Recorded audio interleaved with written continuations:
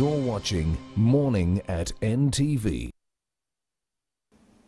Hello and welcome to Morning at NTV. My name is Idris Matu and this is Everyday Life. Now, for so long, the rights of young girls and women have been neglected. But back in 2008, the Mentoring and Empowering Program for Young Women established and started a journey to change that. And in studio, I have Dr. Hilda Tadria. Your name is so fancy. Good morning, viewers. You're welcome, madam. And Sarah Nakambe, you're welcome. Thank you. Well, I'll start with Doctor. What is MEMPROW? MEMPROW Info is mentoring and empowerment program for young women. Our job, or our goal, is to make sure that every girl in Uganda is empowered with information, is able to have a job, either as a creator or as a good employee, is able to lead, but also can make informed choices and enjoy her rights. Enjoy her rights. Enjoy her rights. Sarah, are you enjoying your rights? Most definitely. For 10 years. How long have you been part of MEMPROW? I have been part of MEMPROW for the last 9 years now. Yes. And so maybe you want me to talk about the programs that we do? No, before we talk about the programs you do, how has MEMPROW changed your life? Because you are a young woman. Yes. When I first joined MEMPROW, I was right from the university. And of course, this is a time where you're looking forward to how life is going to unfold. And of course, I went into the right hands. So with MEMPROW's programs, with the mentorship of Dr. Hilda herself, you know, getting confidence, being able, knowing that you have a voice, and knowing that you have to be an active citizen in the country, contributing positively to the growth of first of all, the people who are around you in your family and in the community, and of course with the work we do, in the trainings, and that is how I've progressed. Definitely. For 10 years, Doctor, you have sustained a journey that is helping young women and girls. For 10 years, what have you been doing as MEMPROW? Well, first of all, we started off by doing work in schools. And I want to emphasize that every time we start a piece of new work, we do a needs assessment. So it is informed by the needs of our stakeholders. I actually personally went to schools, went to universities. I wanted to talk to girls and find out what could make their life different. Because I think we've witnessed a period where our girls really do not finish school. The girls go into university. And these are facts that I have found out and that we know at MEMPROW. And you find girls are actually cohabiting and working as housewives more than as students. And so we did a needs assessment to inform the kind of packaging we could do with young women. So from that, we understood that girls actually have very low self-esteem. I know boys do too, but in a different way. Girls have very low self-esteem, have very low aspirations. And actually for me, that was the driver for me to start MEMPROW. To have a low self-aspiration means you're already cutting off your future goals. We also found out that violence is a real issue, both in universities and in schools. So we packaged a program which deals with life skills, what we call life skills. And I will ask Sarah to talk more about that later. We also have a program which talks about sexual reproductive health rights. You know, sexual reproductive health and rights is really an area where violence emanates for women. A lot of women experience violence basically related to sexual rights. So we realize that girls need to understand that they actually have rights in all sectors, including sexual reproductive health rights. They can say no. They can say, I'm not going, women can say, I'm not going to have 10 children, I want 3 children. And those are the kind of rights we are unpacking. Girls still do not have access to information. even as early as 2 weeks ago, I was working with girls, and I said, do you ever visit a health clinic to find out if you can access family planning? They are sexually active. Some of them are young, but they have babies. And they say, doctor, when we go there, they ask us to bring our boyfriends. And your boyfriend doesn't want to be dragged to a family planning service. So their rights are already being denied. Yeah. So we have that one. Then down the road, we realize that yes, we're actually empowering girls. They are speaking out. They go home. They want a different life. But the message from the community and from the home is, no, you are a girl. Your worth is less than that of a boy. So we also started working with the communities. When we work with our girls, we tell them that you cannot make independent decisions unless you have economic independence. So entrepreneurship training, managing resources is another program that we do. You're pushing forward. And yesterday we were celebrating 10 years, and you were live on NTV. And there's did you call it social skills survival training? Have I said that right? We call it the social survival skills training in schools. Yes. Sarah, how have you been dealing with that in schools? So, like Dr. Tadri has talked about the needs assessment that we do, some of the issues that our girls are grappling with really are low aspirations, lack of confidence, and lack of knowledge. And so when we go into at school, we identify 40 girls who cut across, girls who have issues, but also we find some girls who are leaders.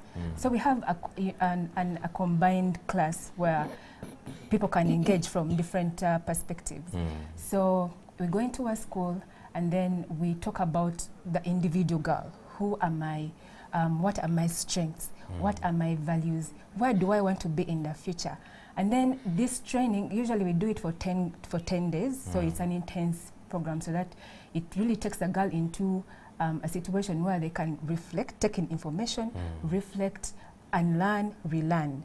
So we talk about issues of body integrity, appreciating your body as an African woman, as a young person, because there are lots of messages that are telling girls that if you're so dark, you're not beautiful. If you're so short, if you're so tall, if you dress up like this, So those are issues which actually affect their esteem, and it also comes right from the families, where girls are told you can't even look at someone in the eye when you're talking to an elder, and what this does, it really blurs your confidence, and it also blurs the way you will project yourself in the community. No one will take you serious, for example, if you do not look straight in the eye of the person who is talking with you. If you're not listening to what they're telling you. So body integrity, and then of course reproductive health information, things to violence.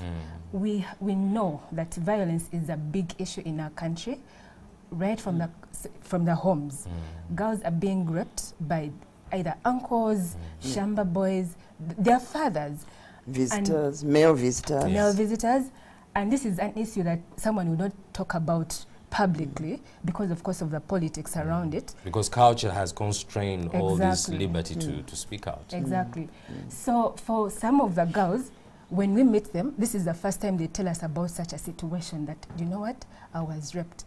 And what rape does is it takes away the girl's confidence completely. Of course. You see a girl who is not able to participate in class, what the teacher will do, some of them will just beat you, or they will call you names in class. Some because girls they do not understand what you're going through. And this from. is such great work that you're doing. What schools are you in? So in Kampala, we've been to Nabisunsa Girls School. We are in Luzira Secondary School. We are in St. Kizito Secondary School, in Machinde Secondary School. And we also in Bishop Cipriano Changire, that's Luzira Road. And then we are also in schools in Zombo and in Nebi, and those are countless. All right, Zombo. That sounds South Africa. Are you in South Africa? We are also in South Africa, by the way. Oh, wow, that is nice. And Zambia. Zambia and Botswana. Actually, people heard about our work in other countries, and they wrote to us. We actually want to start a MEMPROW in our country. Make it international. Make it international. Oh, wow. So right now, we have MEMPROW chapters in 4 countries. All right. Yeah. Which other countries are those, Doctor? South Africa, South Africa, Botswana, Zimbabwe, Botswana, and Zambia. Yes. Now, 4 I countries. presume, Doctor, you had a dream when you were starting MEMPROW back in 2008. It has been 10 years. Where do you see MEMPROW moving from onwards? I think for me, I really, and I said to myself all the time, I wish we didn't have to do this work. Because if we are in this work, it means the challenges are still there. I really want to see MEMPROW working itself out of a job. But I also want to see everywhere you go in an area and you find a MEMPROW girl who can stand up and say, because of MEMPROW, this is who I am. Right now, we already have created a huge group of peer mentors. At least we have at least 8,000 girls. 8,000 girls. Each of them tell you, I have reached at least 6 more. Our minimum, we say, is 6. Some have told us they have transformed their families. And really for us, going forward, for the next 10 years, we would like to be able to cover the whole of the country. And Africa. And Africa, yes, and Africa. Yes. And we actually do have requests from many countries saying, can you come? And I say, we can help you to set up MEMPROW. We may not come, but we will help to set Definitely. up. So I would like the idea of mentoring young girls and women to be achievers in their own right, to become the norm, to become powerful, empowered, Yes. educated, Yes. and proud of themselves. Yes. And simply because we are running out of time, I'll go back to Sarah and ask you, if I want to join MEMPROW, how do I do that? Oh, that's very easy. Yeah. So usually we go with the schools that we have been, it's been on invitation. All right. So once we are invited into a school, we go there. But also the peers that she's talked about, they also invite their friends and their colleagues to come and join our community dialogues, for example. And we use places like Facebook, Twitter to get, to spread the word out there that we are doing this work. Come and join us. Where are your physical offices? We are located on Muyenga Road, plot 1476. Okay. Any phone number you'd like to tell the people? Yes. Yes. Maybe Dr. Tajia can... anybody can call me anytime. 075 678 1916. And we want them to know that it's for free. MEMPROW is one of the organizations where you walk in and you are transformed for nothing. Absolutely for free. Well, if you have just joined us, you have just missed a great conversation. MEMPROW, mentoring and empowering young girls. They are celebrating 10 years and they are saying, do not shy away from your rights. As a girl, you have your rights and you can have a very, very big future and bright future. If you want to go and contact MEMPROW, you can call on number 0756 781916. Now, I'll leave you with a clip of one of the beneficiaries of MEMPROW. My name is Evelyn Namale.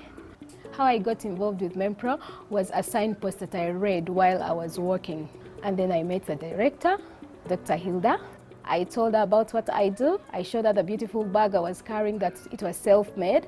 She was so impressed and she wondered whether I have ever had business management skills. I said no, and she invited me to the first dialogue where I learned much about entrepreneurship and practical skills management. It boosted my confidence to continue doing my crafts.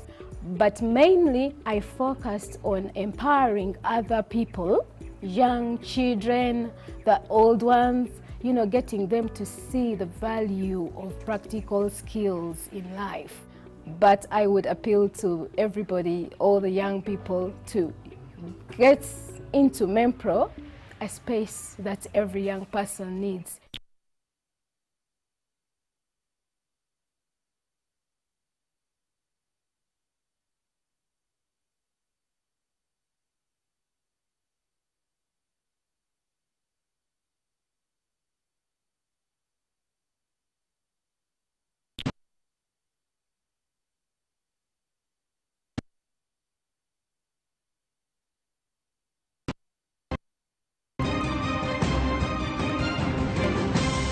You're watching Morning at NTV.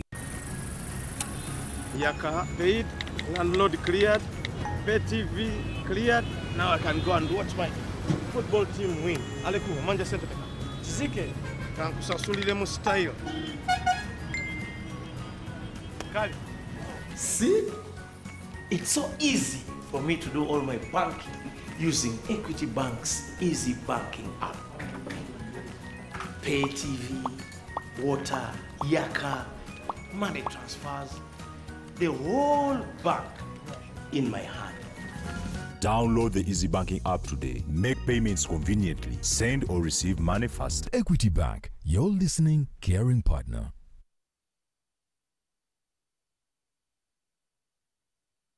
Your presence has changed my life.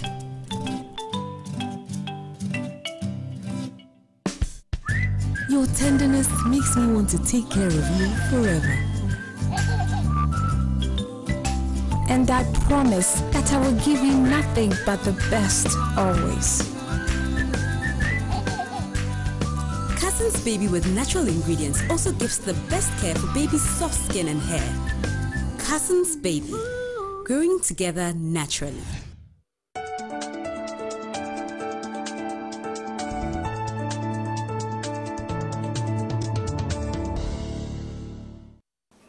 Good morning and welcome back to Everyday Life. As you know, every Tuesday we talk money, and in studio I have our usual suspect, Mr. Ronald Mukasa, financial literacy coach. Whenever I say that title, I feel like I need to go to university to become a literacy coach. Yeah? How are you doing, sir? I'm very well. How are you? How has been the week? The week has been very good. Well, very good. Now, we are talking money. Yes. And today we are talking about customer care, how to create a loyal customer. Exactly. So many of us have businesses, and at times we fail to, sustain and keep our customers, and then we apparently say, Batuloga, what, this and that. But to start off the questioning, what is a customer? I think when you think about a customer, it is that person who receives the service, that person who pays. Now, for example, in a school, the child who goes into the class is a customer. All right. But also the parent who pays for the school fees is also a customer. So the person who receives the service sometimes is different from the person who is paying for the service. But both the person who receives the service and the person who pays for the service is a customer. And even in a workplace, you may find that your colleagues are actually internal customers. So that means that there are people, for example, who support the work which you are doing here. In a way, they are also your customers, and you have to think about what relationship you're actually creating with them. So a customer has to be giving me some sort of value back, right? Receiving the value. The person who is receiving the value, the person who is receiving the service, the person who is willing and able to pay for the service. Well, hold on. You are receiving a service. Yes. But me who is paying, I am the customer. Yes. And you are? So if I come to you and I am delivering to you, let's say, a meal, yes, you are my customer. You have received the meal as the service, and on top of that, you have paid me some money. Well, those who have businesses and didn't know what a customer is, definitely we have broken it down. But now, how do you keep your customer loyal? How do you maintain a customer so that they keep coming back and giving you more money, and more money? Now, the question, starting off, is, Ronald, how do I know, what do customers want? What does a customer want? Yes, I think that's very key, because one of the things which you have to look at when you reflect on your customer is the customer comes to you for a specific item, but more importantly for a specific experience. So when you think about what the customer is looking for, the customer wants to receive their service in the quantities, in the time that actually you set out. So one of the things the customer wants is they want to receive things on time. When they say that you are going to deliver, let's say you are a plumber, and you tell me that you will deliver my service in 2 days, I expect that the 2 days that the service has been delivered. I'll have received whatever. Yes, the promptness of the service. But also you want someone who gives you the service which they promised. So when someone promises you 20 kilograms of posho, you expect that you actually receive 20 kilograms of posho. You don't expect them to be 18. You are saying that you have delivered what you promised that you would what? You would deliver. But also importantly, the customer is also looking at the experience of receiving that service. It is the ability for you to be able to say that you have given the customer something to walk away with, something to tell a friend about, that you can't believe I was at this salon the other day this and that and this and that happened. And that conversation, also the customer is expecting that from you. And most of all, the customer is expecting a fair price. The customer wants to pay for value. So the customer expects more from the money which is paying you. If you go and you have a haircut for 10,000 shillings, you want value of 30,000 so that you experience and enjoy that moment. So that's what the customer is looking for. So in other words, when a customer comes to, per se, let's say your shop, you're selling clothes and all that, and they say, I want a gomasi. Yes. You deliver it in this time, the way you deliver it, and the quality. Exactly. So this whole thing is the experience a customer gets when they are getting your service. Exactly. Now, why does a customer's experience matter anyway? Because you see, when you think about, you gave the example of a gomesi. When you go and buy a gomesi, you want the right color. You want it to fit. But you also want the experience of someone telling you how nice it looks. And you see, it's perfect for you. It blends well with your skin color. You expect all that in this package that you are paying for.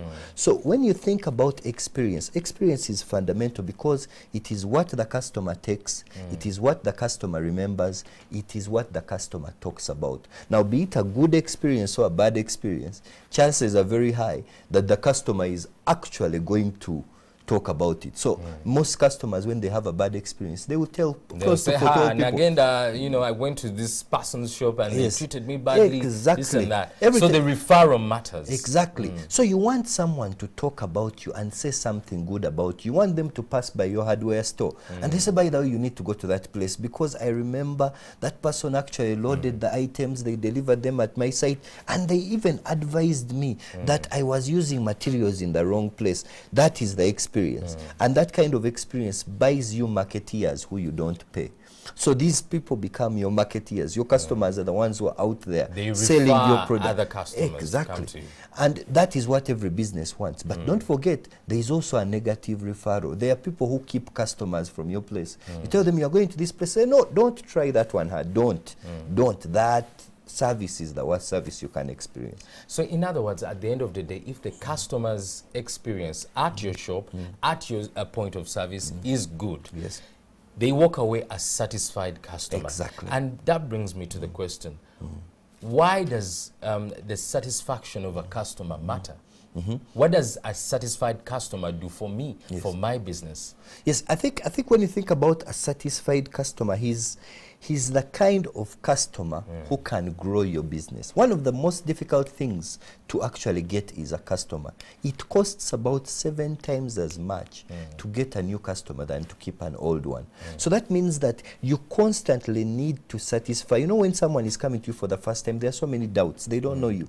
But this person who has done business with you is a very important customer. There is history. Exactly. So he can say, I experienced this. You need that person to continue being satisfied because one, he's the one who is going to give referrals. He's the one who is going to say, come back and buy, go and buy from this person. But he's also the one who is going to tell you when things are going wrong. The satisfied customer is the one who comes to you and says, you know what, today the service which I received food was not tasting well. The food wasn't good. The food wasn't good. That is a customer who you have satisfied in the past.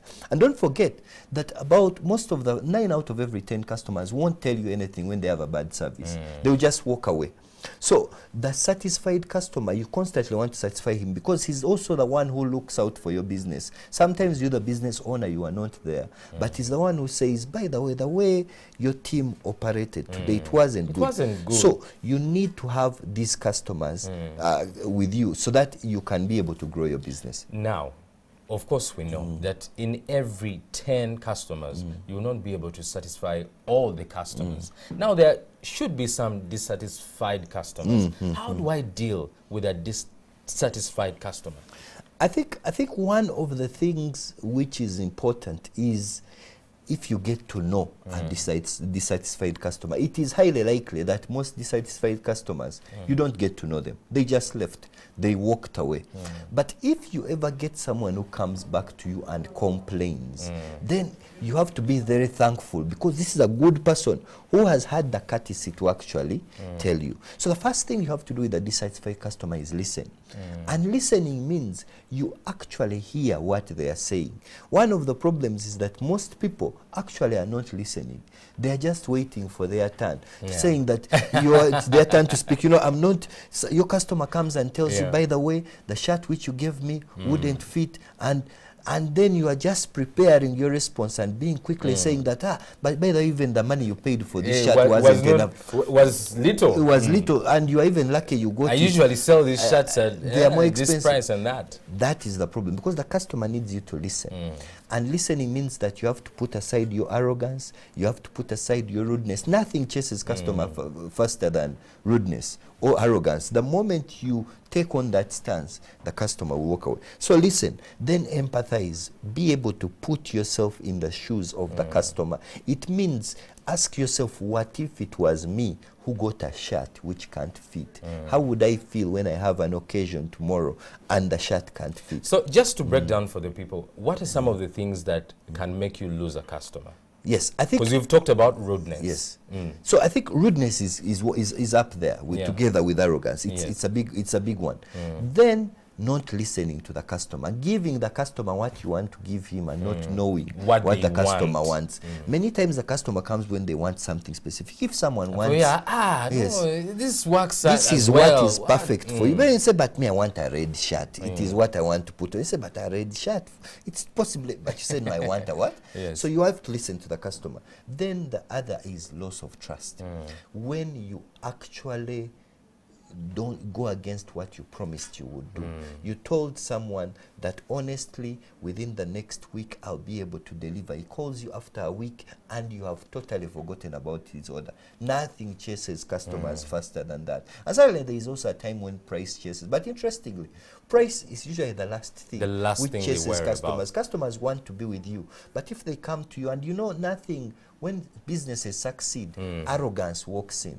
Many times when you find someone who has that big shop with so many clothes, they have reached everything. You walk in and he's surprised about your presence. He wonders why you are there. He looks at you, weighs you, says how much can come out of this. Well, we have run out of time and so much to talk about. And today we have been talking about how to keep a customer loyal. Certain things don't, tend to work out, but we can continue the conversation on our website, which is www.ntv.co.ug, or our social media pages, NTV Uganda or Morning at NTV. You can DM me directly on Idris Matu, that is Facebook and Twitter. Well, next Tuesday we shall be continuing our conversation on money. Next up is Mwasuze Mtia. Have a very good morning.